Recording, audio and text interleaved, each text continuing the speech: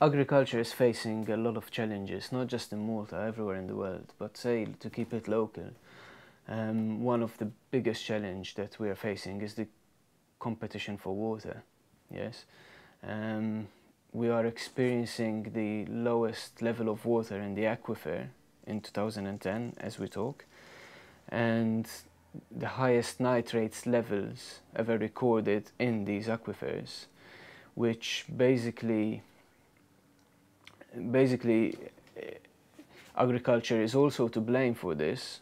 Modern agriculture is to blame for this, since a lot of artificial fertilizers, nitrogen-based artificial fertilizers, have been used heavily on the soils to a degree where, like there's no tomorrow, so to speak. And this is so that farmers could basically grow crops in time for the market, to supply a market and to maintain their income from this. So you see where you've got a vicious circle basically, where the farmer is trying to keep up with the competition of the market. In so doing, he is basically increasing the competition for water, and also the effects of this is having more nitrates runoffs into the land, which eventually ends up into the water. So it's created this circle as it stands, basically the whole systematic circle, conventional systems, is creating this problem. You've also got a big demand because there's a lot of people living over here. You've also got competition from vegetables and other stuff which is being imported at uncompetitive prices for the local farmers over here.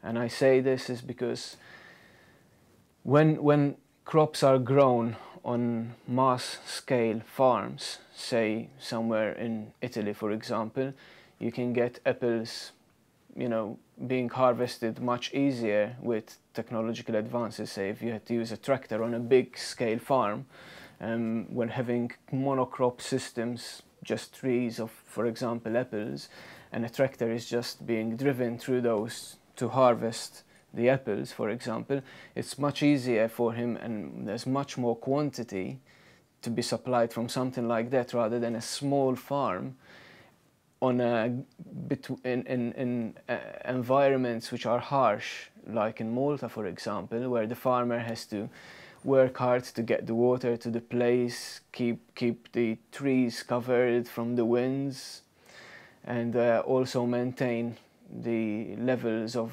nitrogen, phosphates and what have you in the soil, whether he's doing that naturally or synthetically. And then obviously the harvest from that is going to be still much less in comparison to, say, this big monocrop farm in Italy, so to speak. So obviously the prices will not compare. If the prices for stuff which is being imported from a big farm, say the example which I've just given, are going to be much more affordable to the consumer than the farmer that's going to be producing the apple. So there's always this disadvantage which you're facing. So basically the market as it stands is putting even more pressure on the not just the farmers, but the farmers, the water and the ecological system as well.